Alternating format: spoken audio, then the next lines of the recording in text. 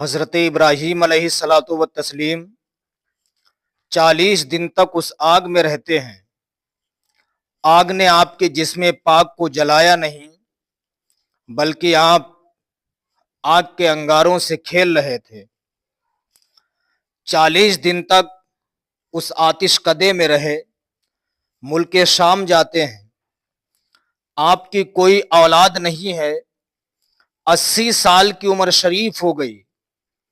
رب کی بارگاہ میں عرض کرتے ہیں، رب حبلی من الصالحین، اے پروردگار مجھے ایک بیٹا عطا فرما دے۔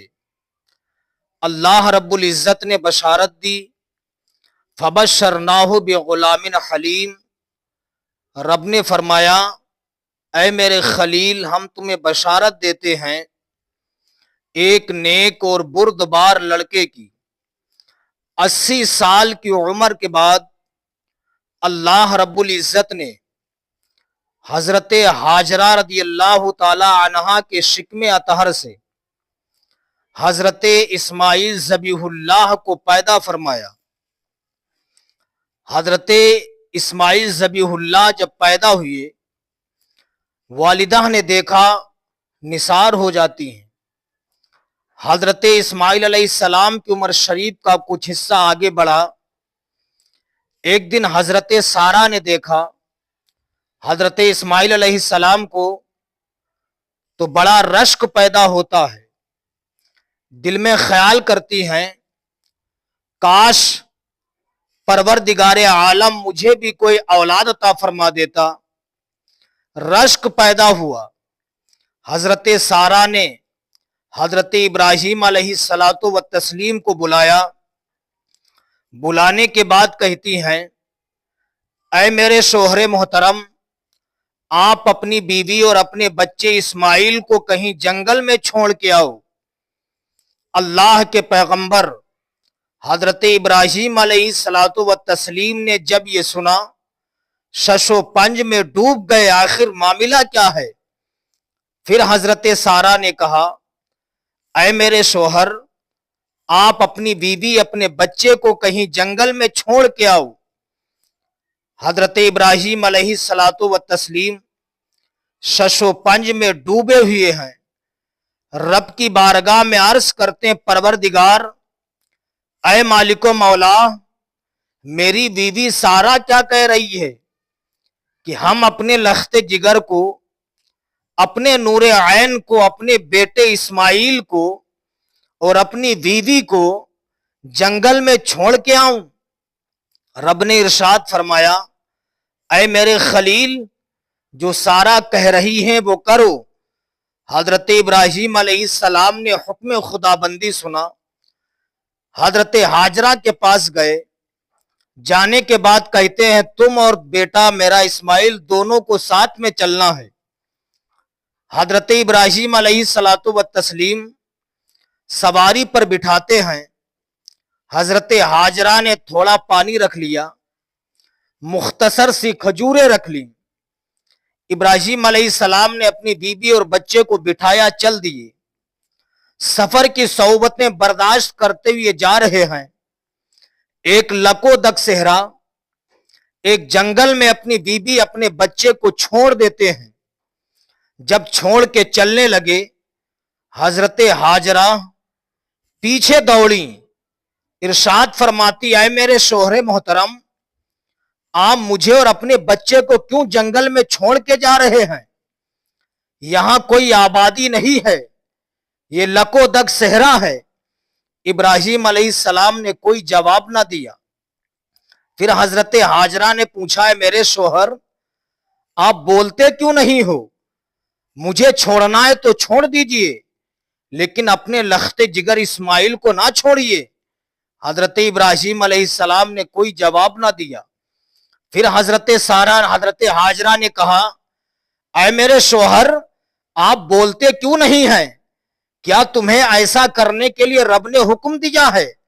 کیا اللہ نے حکم دیا ہے کہ تم مجھے اور اپنے بیٹے کو جنگل میں چھوڑ دو؟ ابراہیم علیہ السلام نے فرمایا تھا، ہاں یہ رب کا حکم ہے۔ حضرت ہاجرہ نے ارشاد فرمایا تھا، اے میرے شوہر محترم، बेशक आप चले जाइए, जिस रब ने मुझे यहां ठहराने का हुक्म दिया है वो रब मुझे जाय नहीं फरमाएगा, बल्कि परवरदिगार आलम मुझे कबूल फरमा लेगा। ऐ मेरे शोहर इब्राहिम सुनो, जब वो परवरदिगार मुझे 80 साल की उम्र में मुझे बेटा अता कर सकता है तो वो इस बात पर कादिर है कि मुझे जंगलों बयाबान में, इस लको दक सहरा में खाना भी दे सकता है, पीने के लिए पानी भी अता कर सकता है। हजरत इब्राहिम अलैहिस्सलाम ने अपने बीबी और बच्चे को छोड़ा। जब चलने लगे दुआ की, परवरदिगार मैंने अपनी बीबी अपने बच्चे को एक जंगल में छोड़ दिया है, ऐ मौला तू इन्हें नमाजी रखना, तू इन्हें फलों का रिज़्क अता फरमा देना, ऐ मौला तू लोगों के दिलों को इनकी तरफ माइल फरमा देना। दुआ की, चल दिए। पीछे मुड़ मुड़ करके अपनी बीबी और अपने बच्चे को देख रहे हैं। इस्लामी भाइयों जरा अंदाजा लगाइए, अगर किसी का एक बेटा हो वो अपने बच्चे को जंगलों बयाबान में कैसे छोड़ेगा। इब्राहिम अलैहिस्सलाम ने अपनी बीबी और अपने बच्चे को जंगल में छोड़ा, चल दिए।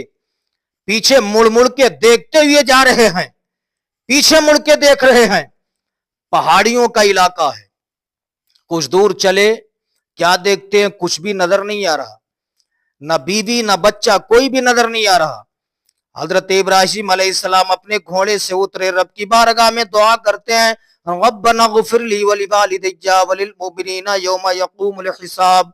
ऐ परवरदिगार तू मुझे बख्श दे, मेरे माँ बाप को बख्श दे, तमाम मोमिनीन को बख्श दे जिस दिन तेरा हिसाब कायम हो।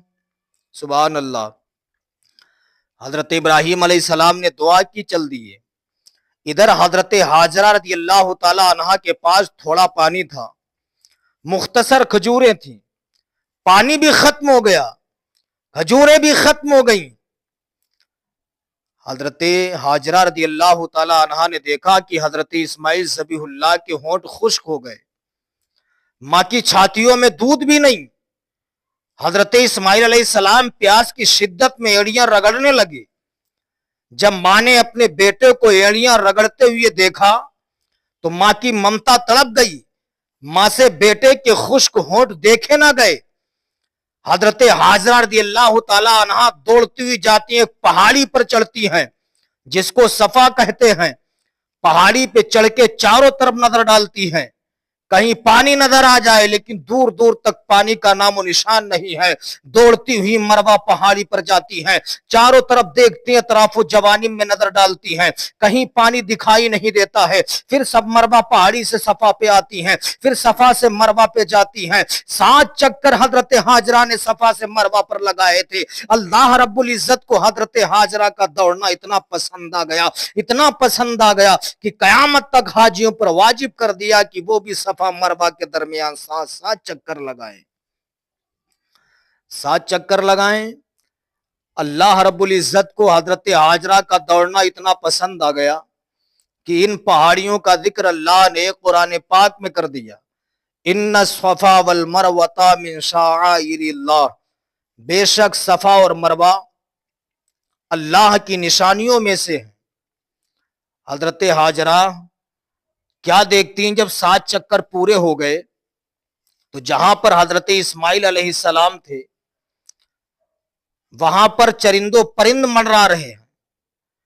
जब माँ ने देखा कि चरिंदो परिंद मंडरा रहे हैं तो माँ ने सोचा ऐसा तो नहीं कोई परिंदा मेरे रख्ते जिगर को, मेरे बेटे को अजियत पहुंचा दे।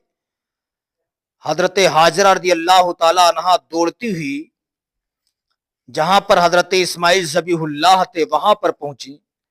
क्या देखती हैं, जहां पर हजरत इस्माइल अलैहिस्सलाम के कदमे मुबारक हैं, एड़ियां हैं, वहां से पानी के चश्मे जारी हो गए, पानी निकल रहा है। हजरत हाजरा रज़ियल्लाहु ताला अन्हा ने पानी पिया, अपने लख्ते जिगर को पानी पिया। उस पानी के इर्द गिर्द मेड़ बनाती हैं, इरशाद फरमाती हैं अलमाओ जमजम, अलमाओ जमजम, ऐ पानी ठहर ठहर। किताबों में लिखा है कि अगर हजरत हाजरा अलमाओ जमजम ना कहती तो पूरी दुनिया में पानी पहुंच जाता। बड़े बड़े साइंस वालों ने रिसर्च किया, तहकीक की, کرنے کے بعد کہتے ہیں کہ نلوں کا پانی اور ہے، اسماعیل ذبیح اللہ کی ایڑی سے جو پانی نکلا ہے وہ پانی اور ہے۔ سبحان اللہ۔ حضرت اسماعیل ذبیح اللہ کی جہاں پر ایڑیاں ہیں وہاں سے پانی کا چشمہ نکل چکا ہے۔ ایک قافلہ جا رہا تھا، اس قافلے نے جب پرندوں کو منڈراتے ہوئے دیکھا، وہ قافلہ بھی پہنچتا ہے، آواز آتی ہے، اے قافلہ والو سنو، یہ عورت جو ہے اس کی گود میں جو بچہ ہے یہ کوئی عام عورت نہیں ہے، یہ کوئی عام بچہ نہیں ہے، بلکہ جو عورت ہے یہ پیغمبر کی بیوی ہے اور اس کی گود میں پیغمبر کا بیٹا ہے۔ تو وہ قافلے والے حضرت ہاجرہ کے پاس جاتے ہیں، جانے کے بعد اجازت طلب کرتے ہیں تو وہ ایک لکودک صحرا آبادی کی شکل اختیار کر جاتا ہے۔